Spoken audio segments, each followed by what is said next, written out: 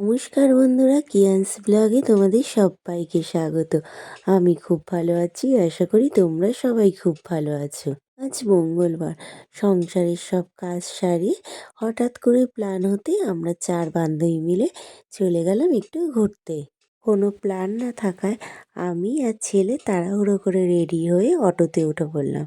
এবার বাস থেকে নেমে চলে আসলাম আমাদের গন্তব্যস্থল। আমি বলবো না কোথায় গেছি, তোমরা দেখেই বুঝে নাও। আর যারা যারা বুঝতে পারবে না আমাকে কমেন্টে জানিও, তাদেরকে বলে দেবো আমরা কোথায় গেছিলাম ঘুরতে। সামনেই গঙ্গা, আর গঙ্গাতে দেখো কি বড় একটা জাহাজ, তার পাশে ছোট ছোট জাহাজও আছে। আমরা সব বান্ধবীরা ঘুরলাম আর একটা করে ছবি তুলে নিলাম সবাই।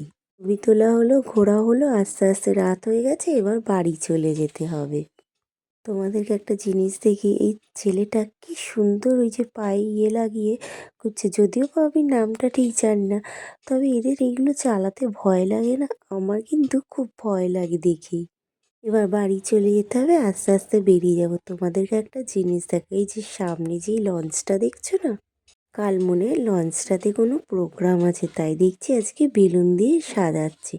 আর জলের মাঝখানে এক একটা লঞ্চগুলো যাচ্ছে, কি সুন্দর লাগছে দেখতে। আর তার মধ্যে গানও বাজছিল। আমরা যে জায়গায় গেছিলাম সেই জায়গাটা বাচ্চাদের জন্য খুবই ভালো। এখানে অনেক বড় জায়গা, বাচ্চারা মন খুলে খেলতে পারবে। তোমাদের বলছিলাম না, ওই দেখো দূরে ওই লঞ্চটাতে কি সুন্দর লাইট দিয়ে সাজিয়েছে আর গানও বাজছিল। যদিও বা কপিরাইট হয়ে যাবে বলে তাই দিতে পারলাম না। ওখান থেকে বেরিয়ে একটা ঝালমুড়ি নিয়ে 4 বান্ধবী খেতে শুরু করে দিলাম। ঝালমুড়ি খেয়ে উঠতে না উঠতেই একটা দোকান থেকে আমরা চাউমিন নিলাম। চাউমিনে চিলি সস আর কাঁচা লঙ্কা দিতে খুব ঝাল লেগেছিল।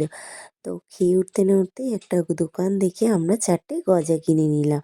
তো গজা খেতে খেতেই দেখি আমাদের বাস চলে এসছে। তো এবার বাসে উঠে পড়ি। তো তোমাদের সাথে এইটুকুনি থাক, কাল আবার দেখা হবে। তোমরা ভালো থেকো, সুস্থ থেকো।